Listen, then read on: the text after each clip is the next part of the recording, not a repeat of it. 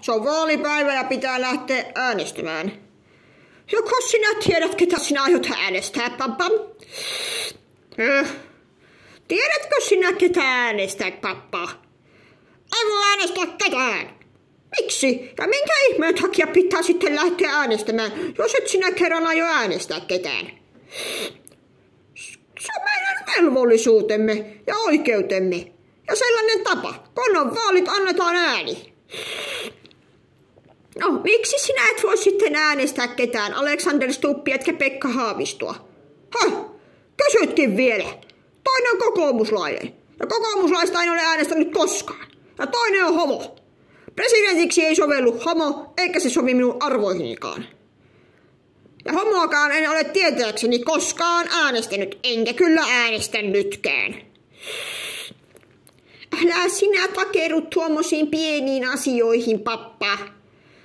Perhana, kun on huonot vaalit, kun ei voi äänestää. Aina olen äänestänyt. Sinun pitää miettiä, pappa, kokonaisuutta.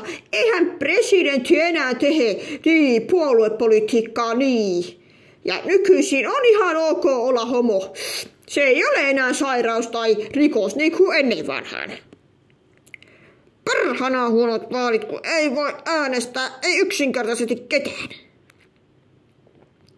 Mieti vielä sinua hetki aikaa. Kyllä nyt saa joku muu päättää, kenestä tulee presidentti. Minä en siihen pysty. Ja nyt hiljaa. Nyt juomme nämä perhanan vaalikahvit, koska nämä perhanan huonot vaalit niin juodaan jo nyt etukäteen. Sitten menemme äänestämään ja teemme jotain muuta. Mutta ääntäni ei kukaan saa.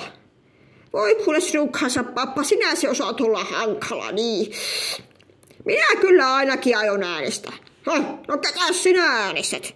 No enkä minä sitä kerro, sehän on vaalisalaisuus.